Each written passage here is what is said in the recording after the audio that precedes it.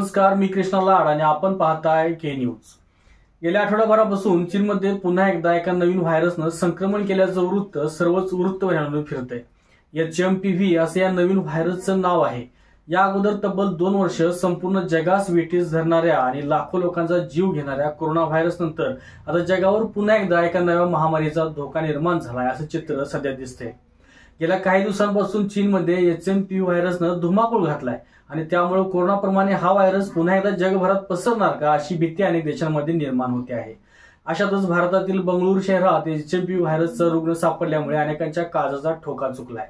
कारण भारताची लोकसंख्या आणि आरोग्याविषयी अतिजागृत असणारे नागरिक पाहिले तर कोणतीही महामारी पसरायला भारतात वेळ लागत नाही हे दुर्दैवी सत्य आहे। आणि त्यामुळेच हा आजार वाढला तर पुन्हा एकदा भारतात लॉकडाऊन लागणार का अशा शंका कुशंका ऐकायला मिळत आहेत। चला तर आजच्या या रिपोर्टमध्ये पाहूया HMPV व्हायरस म्हणजे नेमकं काय, याची लक्षणं काय, याच्यावरती उपाय काय आणि सध्या भारतातली या आजाराविषयीची परिस्थिती काय। ह्यूमन मेटापिमो व्हायरस अर्थात HMPV व्हायरसमुळे भारताला फारसा धोका नसल्याचं सध्या तरी दिसतंय आणि त्यामुळे भारतीयांनी काळजी करण्याची गरज नाही।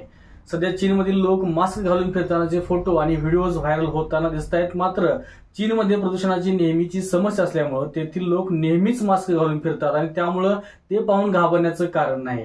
HMPV व्हायरस हा अत्यंत साधा आहे आणि तो अगदी कमी किंवा खूप जास्त वय असलेल्या व्यक्तींना होते। विशेषतः लहान बालकांना HMPV व्हायरसची लागण होण्याची शक्यता जास्त असते आणि त्यामुळे गंभीर आजार होण्याची शक्यता मात्र खूपच दुर्मिळ आहे। हा आजार चीनमधील लहान मुलांमध्ये आढळतोय, यामागचं कारण देखील भारतीय डॉक्टर्सनी शोधले म्हणजे काय तर एक तर्क केलाय।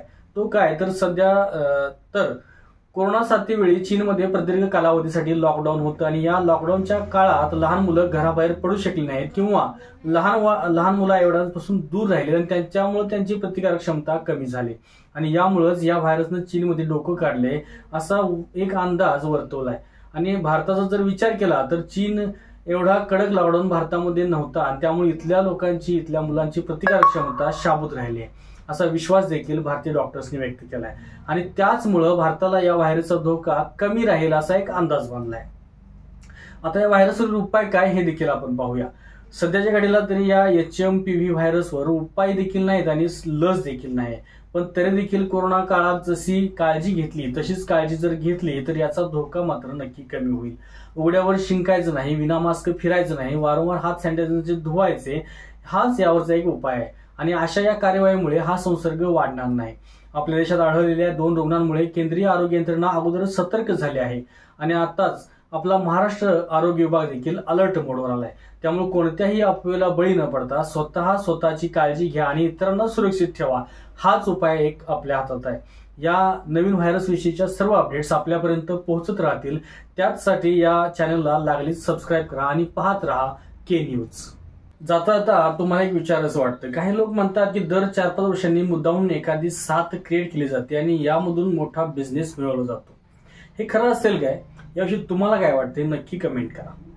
अशाच नवीन अपडेट्स आणि आपल्या भागातील बातम्यांसाठी या चॅनलला लाईक करा, शेअर करा आणि सबस्क्राईब करा।